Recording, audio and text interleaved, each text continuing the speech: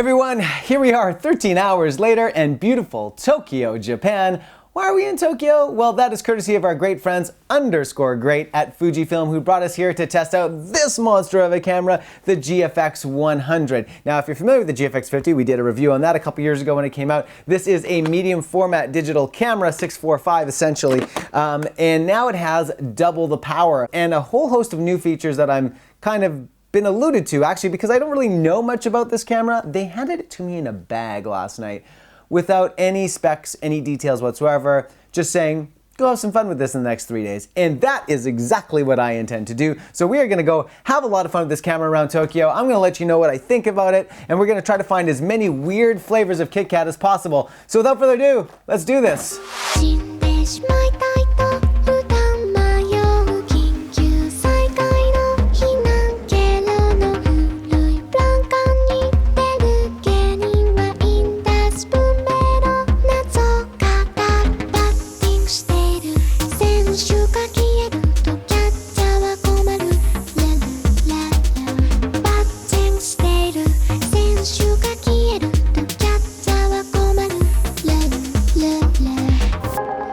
Okay, it has been 4 nights and 5 days with the GFX 100. It's been amazing, despite the fact that I've got about 12 hours of collective sleep over those 4 nights and 5 days, and probably walked around 40 to 50 kilometers around Tokyo. So my feet are sore, my eyes are bloodshot, but I am super psyched to talk about this camera. Now, before I get into this, I do want to say that I'm a particular type of photographer, and mostly a cinematographer. So the type of photography I do is somewhat limited to like portraits, for example, and I don't think it's fair for me to give you the comprehensive review of this, but fortunately my good friend Michael Clark is in Tokyo here with me, and Michael is one of the most sought after adventure sports photographers in the world, and he did a big campaign with the GFX 100. He got an early release model of it, and so we're gonna be jumping back and forth between me and Michael, and to talk about this camera. And I think between my opinion and his opinion, I think you're gonna get a pretty well-rounded idea of what this camera can do. So let's get into it. Like most of my other videos, I've broken the video down into likes and dislikes, but in this particular case, I've called it wins and challenges, because I don't think it's really about just like, I like this and I don't like that. I think you need to look at the big picture, and in these particular cases, I think the camera does really well in a lot of things, and I think that people may be challenged by some feature sets of this camera. So that's kind of how I've couched this whole thing. But to start it off, the big win for me is the tones, the tones, the tones, the tones. It's all about the color tones. 16-bit color, that's what you get with medium format. It is a big honkin' file that has every bit of detail imaginable in it. So colors and gradients, you have more than you'll ever need to work with in your lifetime. And what that produces is a color that is immediately noticeable. It's immediately different from anything you've seen before. And this is something most photographers don't think about, or maybe don't even know about, but there's 65,000 more colors in a 16-bit file than there is in a 14-bit file. And when you're shooting portraits or skin tone and you're trying to render things to look natural, that's a major difference. Also, if you're gonna work up that image, you know, it's not like I take my images to extremes in post-production, but if you're gonna do a lot of post-production, that'll really come in handy as well. So for me, what I wanted to be able to do was bring it into an environment that I can really test that out, but not just in the streets of Tokyo and the colors of the city, but more specifically in sort of a fashion editorial portrait session. So one of the most powerful things that you can use a medium format camera for is, of course, portrait work, and especially commercial portrait work. And this is the most exciting thing for me because as a photographer, I do mostly portrait work. And so we really wanted to be able to find someone to work with here in Japan. And we worked our contacts and we were able to get in touch with this beautiful actress and model, Sharon Ichiba, who's a very successful actress and model here in Japan. And she came and joined us for some sunset and some dusk shots. I'm really happy already with what we've shot here, and that's it. So we're gonna keep having fun and see what we get. And what I can see with this camera is that skin tones are unlike any other camera I've used before. It is absolutely remarkable, but you know, coupled with the fact that this camera just operates like a 35mm SLR, but it gives you the latitude and tonality of a medium format camera, is mind-blowing. The next big win for this camera is its IBIS, its in-body image stabilization. Now, if you are not familiar with the medium format realm, let me tell you that you probably could not get a handheld shot with any other medium format digital camera under 1/250th of a second. If you're going under 1/250th, slower than that, you're going to need to put it on a tripod. This camera can reliably, and I am not kidding, reliably get you a stable, sharp image at 1/30th of a second. Like, that's where we felt it was consistent. Fuji is claiming you can do it up to, I think, 1/12th or something like that, or 1/8th. It's less reliable around there, but 1/30th consistently getting sharp images. My experience with medium format is that, you know, on my Hasselblad, it's got a giant mirror that creates a huge amount of mirror bounce and stuff. I can't handhold that thing at anything less than 500th of a second and expect to get a sharp image. And even at 500th of a second, it's a little bit dodgy. So I usually would max it out at 800th of a second if I'm shooting handheld. Plus it weighs a ton. This is a whole new world for medium format photography because this has never existed before and opens up doors that have never existed in medium format photography, which is why this camera I think is more usable than any other medium format camera on the market in a huge way, just because of that one feature. The next big win on this thing, and that's a big one for me, is 4K DCI video, 10-bit internal. Now, that's 420 chroma subsampling, not 422. If you want 422, you can go out to a recorder and get that. But that's less important because when we're shooting log, as this camera has, it has F-Log. F-Log, and really any log, is not designed for an 8-bit workflow. And there's a lot of cameras that have throttled it and made sure that you can't record log internally. You have to have an external recorder. Well, this solves that. It's 10-bit. So all the bits are assigned in the right places with lots left over so that you can reliably shoot log on this without any sort of artifacts or losing any information in the shadows, for example. So a really, really strong codec. Now, I want to tell you too, because when we tested the X-T3, I have never been so blown away by the image quality of a mirrorless camera as I was with the X-T3. And basically, this is just a medium format version of that. And so I was super excited to test the colors of this camera and to see what it can do in video. Now, there is a bit of a tricky thing here. If you know about large sensors and about trying to get sort of a 4K image out of a large sensor, there is going to be some line skipping, or there's going to be some super sampling. Now, what I understand about this camera is that it's sort of a hybrid technology. They do both line skipping in one direction and super sampling in another. So it's kind of trying to give you the best of both worlds. There is a little bit of rolling shutter still, as you can imagine. I would not expect this camera to not have rolling shutter, but it wasn't super obvious to me. It wasn't really, really bad in the way that I've seen other full frame cameras operate in terms of rolling shutter before. But again, this is a very capable video camera. We're going to get a little further into this and the challenges because there are some limitations and there's some things that Fuji is claiming that I'm a little uncertain of, and I want to kind of bring that up, but we're going to cover that in challenges. Let's move on to some more wins. The next big win on this camera is its autofocus. Now, as a cinematographer and a portrait photographer, I gotta be honest with you guys, I don't use autofocus a ton. I pull focus manually and use focus peaking. So every time I have to use autofocus on any camera, it's a really frustrating thing for me because it really requires you to have the right recipe of settings for the situation that you're in. So whether you're shooting wildlife, sports, or portrait, or street, you're going to use a different setting every single time. Because I do manual focus, I really get frustrated quite easily and I never get the settings right. It's frustrating to me when other pros who use this camera say how great it is at tracking and autofocus, and I can't get it to do the same thing they're doing, which makes me feel like I'm doing something wrong. But at the same time, I've gone through every option within the menu and it's still not performing as I want it to perform. Like here. No. It's soft there. Maybe it's sharp, maybe there, and then we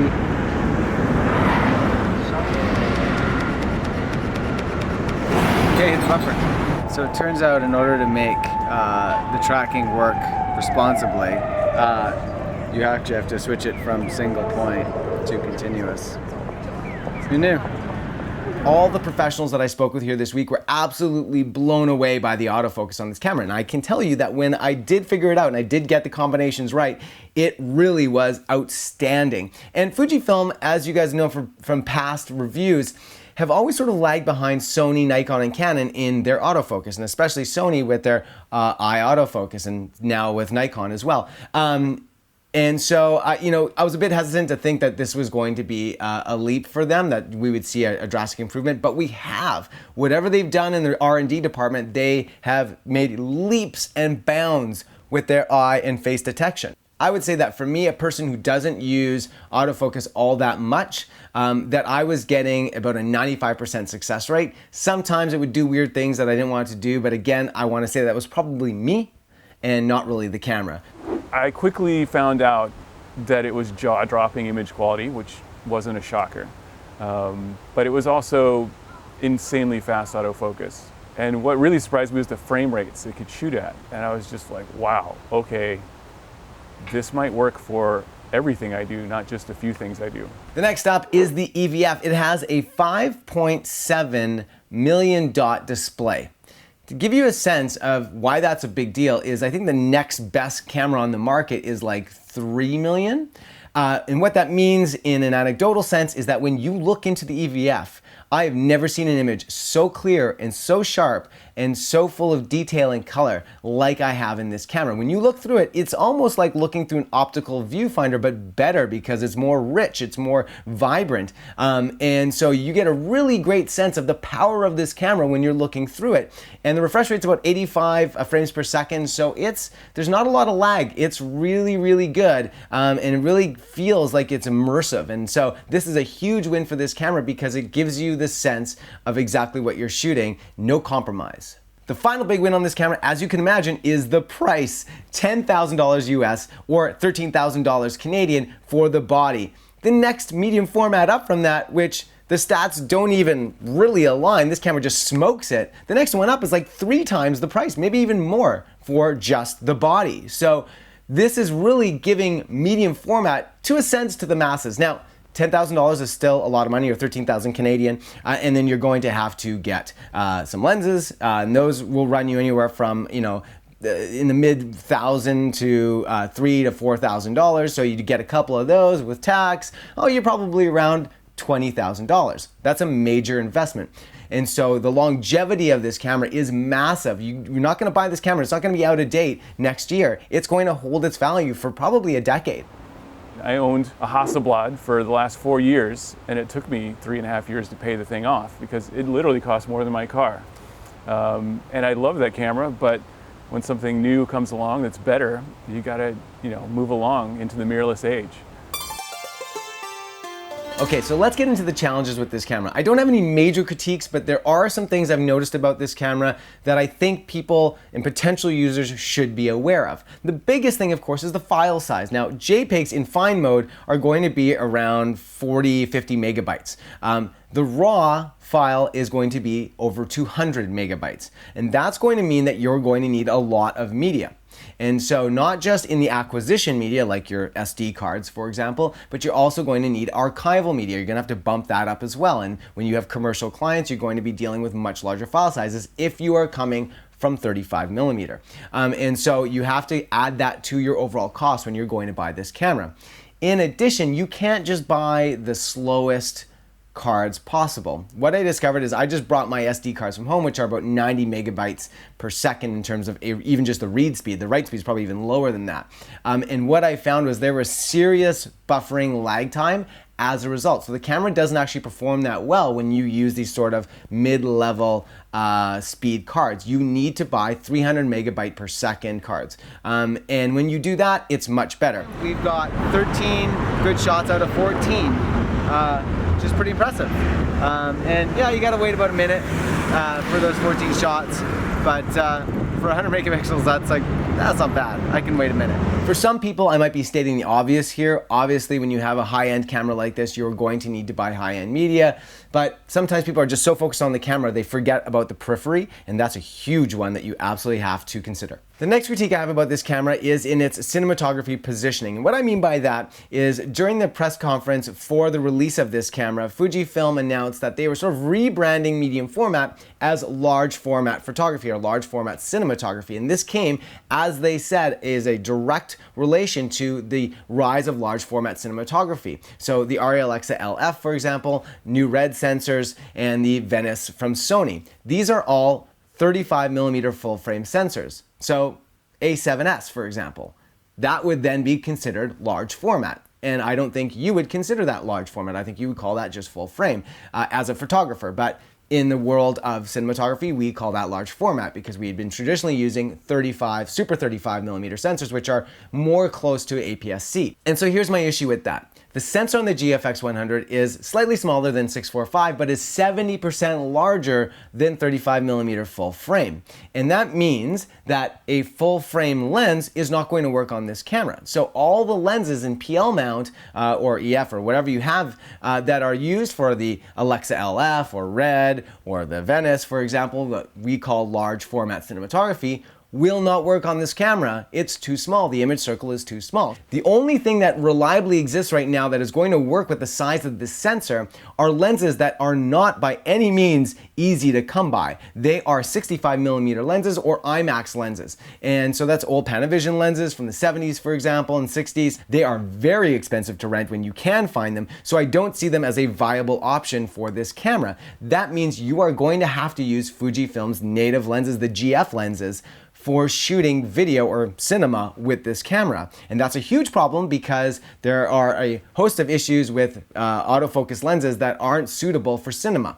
And it's a disaster for a camera assistant to use and pull focus and manipulate still lenses. And so it's not really a viable cinema option. I think it's very, very confusing for potential cinematographers or for cinematographers to call this a large format cinematography movement because you haven't put in place all the infrastructure that you need in terms of the optics to support that. Now this might change, and this probably will change. I'm just spitballing here, but I can imagine them creating sort of an MK line for a larger image circle that will support this. And there is rumors that the new Primista from Fujinon as well has a very close image circle with maybe a slight amount of shading, and that could possibly be corrected in post. So for the time being, you are stuck using the GF lenses, which doesn't really make it a viable option for a real cinema workflow. My next challenge with this camera, as you can tell, is that it doesn't look like a regular Fuji camera, not even like the GFX 50. There are no dials on top, and that's something that we've always gotten used to with Fuji is the dials, is that sort of retro look.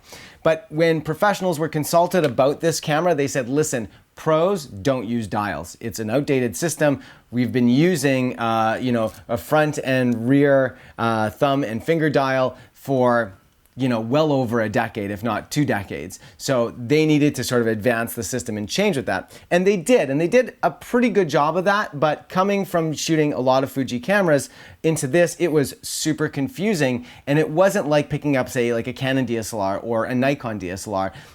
How you sort of get into those modes and how they work were really confusing. It took me a long time to figure out. So this is one of the things that I talk about in a lot of videos. It's not really a critique because once you pick up a camera and you get used to it, it's not a problem. But if you are a Fuji user and you pick this thing up, you're gonna be like, where is everything? And why can't I do what I used to do? The good news is that the menu is identical still, so that's unchanged. All the menu stuff is where you think it's going to be unchanged. But in terms of the user interface and where all the dials, and there's a lot more buttons now on this as well, that is really, really confusing. And I got really frustrated the first day or so with this camera. I was like, I hate this thing. I can't figure out what anything is.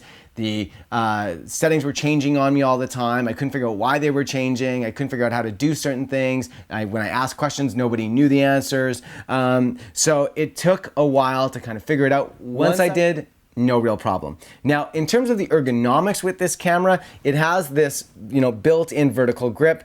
A lot of other photographers that I talk to are saying the same thing I am. They're not really using it. For me, when I'm shooting in landscape mode, I just do this to go into portrait mode. It's just what I'm used to doing. Obviously, Vertical grips are common in the industry. A lot of photographers love them. That means that you can shoot like this and then just spin the camera and everything's in the same position. So if you're just doing portrait stuff like this, you can kind of go back and forth or have a really solid grip. Now the issue specifically with their grip is that with all other cameras, when you have an additional grip that goes on, it's often the same size and texture as the horizontal grip. But in this particular case, it is a different texture and it's much smaller. It doesn't feel as good. It actually feels kind of like rigid and uncomfortable to hold. And so the instinct is just to stay in this position and keep doing this. I would have loved it if they just added a bit of little design. I don't think it would have cost much in weight. It makes no sense why they sort of went with this. Engineers, I'm told, say that it was an aesthetic choice. They just like the look of this better, but it really takes away the functionality of it. So that's a big issue for me. And then the last thing on ergonomics with this camera is that right now, out of the box, this is going to control your ISO, and this is going to control your shutter speed. And then of course your aperture is on the barrel of the lens. You can assign them different things, but the issue that I have is that the rear dial is so small and so inset that every time I go to change my shutter speed, I'm depressing it, I'm pushing it, and when you push it, that's another type of feature. So right now it's set on zoom in for focus check. And so every time I go to change the shutter, I'm zooming in, or sometimes I can't even change it because it's so small. I don't know why they made this one so small and this one nice and large. This one's super easy to use. This one's impossible. So you get used to it, it's fine, but for the first 2 or 3 days, it was super frustrating. And even yesterday when I was shooting with it, I was still hitting it every time, and I was still dumbfounded as why it was so small. The next challenge with this camera is sort of a no-duh thing, but it's the weight.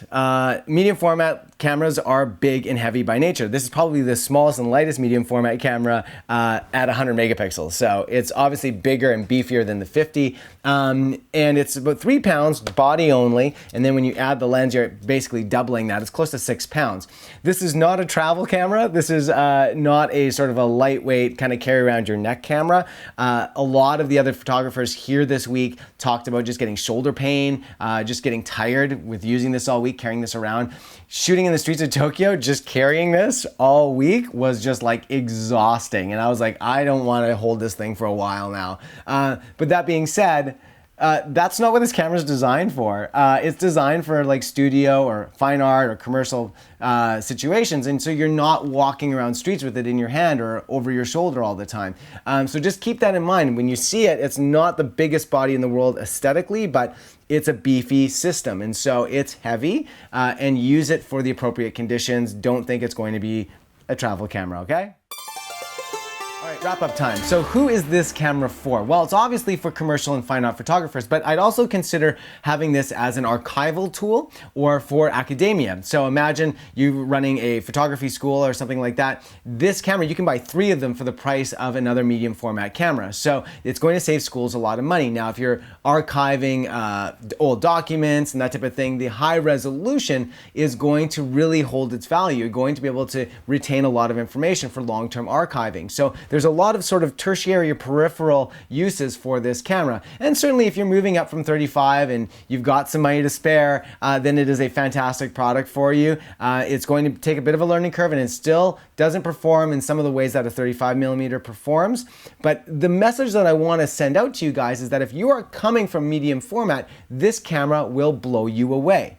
If you are coming from 35mm, this camera is still super impressive, but it's going to take some learning because it doesn't operate like a D850, for example. The performance is going to be different. The performance is also going to be different than Sony A9, for example. So you have to kind of keep that in mind, but it's so close to those cameras in performance that it really is the best of a lot of worlds. And so this camera can really start to fill the niche of just about every commercial photographer. And that, I think, is the best step forward Fuji has made in a very, very long time. It is the best product they've created in as long as I can remember. All right, guys, that's about it. I gotta wrap this up. I got a flight back to Toronto in a few hours, so I gotta get going. I gotta pack my bags. But as always, guys, thanks so much for watching. Please subscribe to our channel for more videos like this, and thumbs up, thumbs down, whatever you think of it. I'd love to hear it. Please comment in the comment section below. But most importantly, as always, go out there, have fun, happy shooting, and sayonara from Tokyo.